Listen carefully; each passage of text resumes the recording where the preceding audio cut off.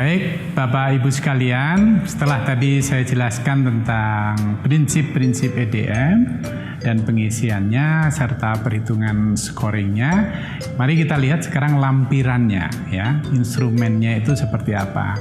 Tadi dikatakan ada 5 bagian, bagian A, B, bagian C, D, dan E. Kita lihat bagian per bagian.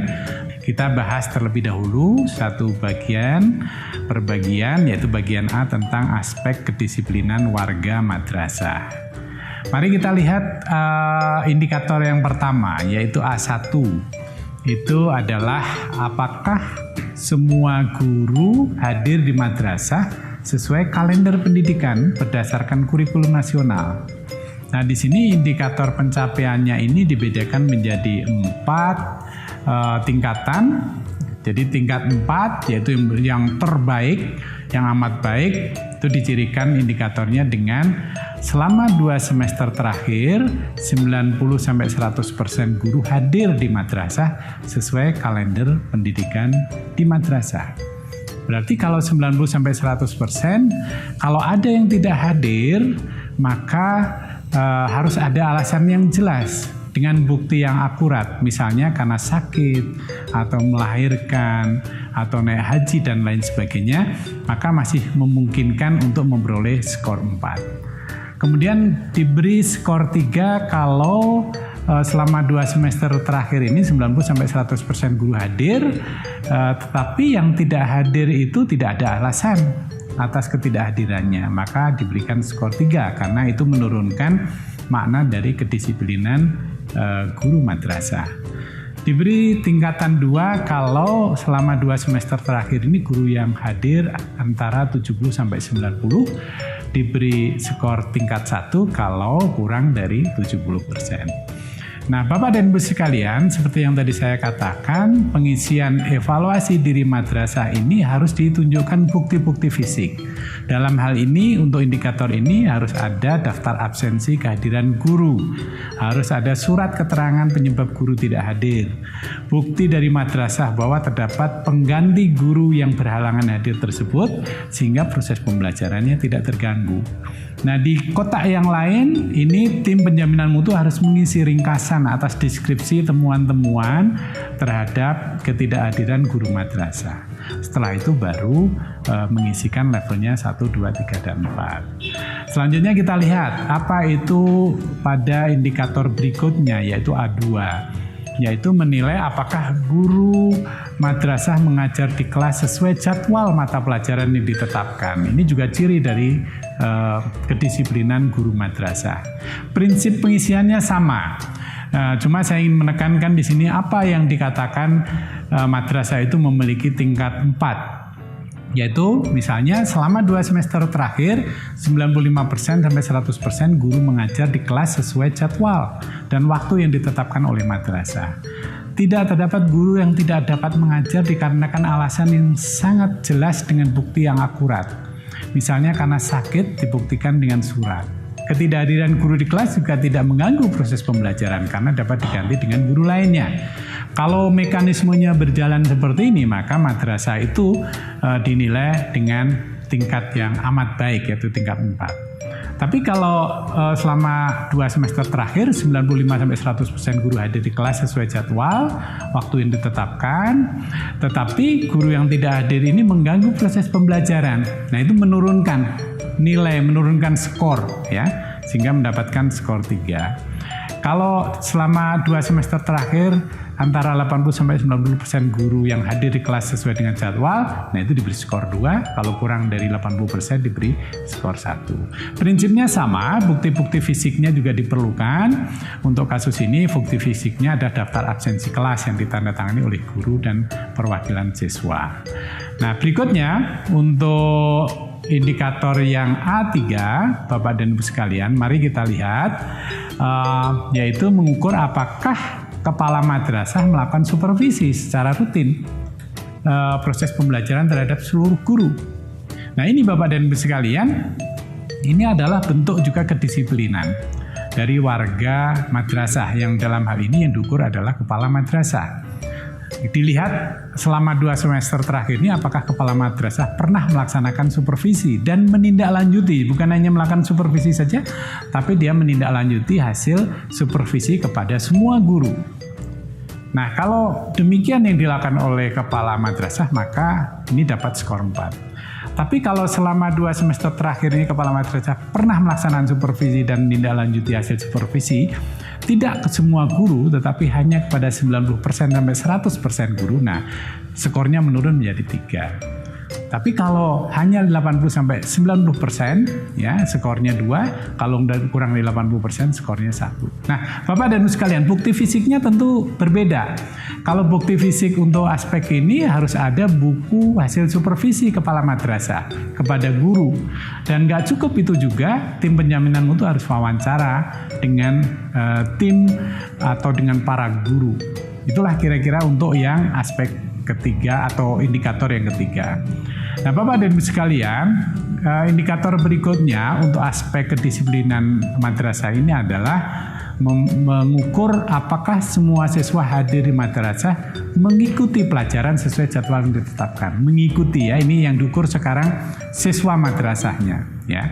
Kalau selama 2 semester terakhir ini 95% sampai 100% siswa hadir di madrasah sesuai kalender atau sesuai dengan jadwal.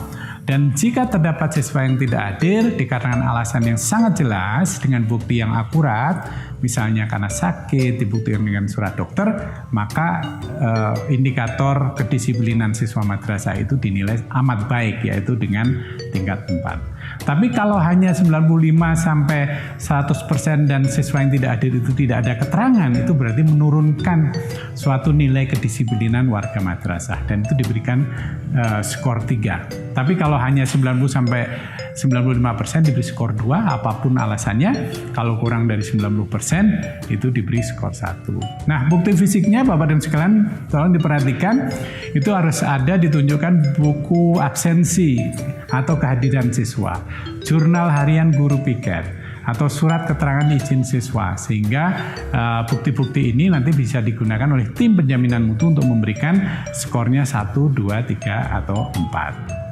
Selanjutnya, Bapak dan Ibu sekalian, kita lihat indikator yang kelima dari aspek kedisiplinan warga madrasah, yaitu untuk melihat apakah siswa ini aktif membaca atau meminjam buku yang tersedia dalam perpustakaan. Jadi disiplin nggak warga madrasah ini khususnya adalah siswa untuk aktif membaca.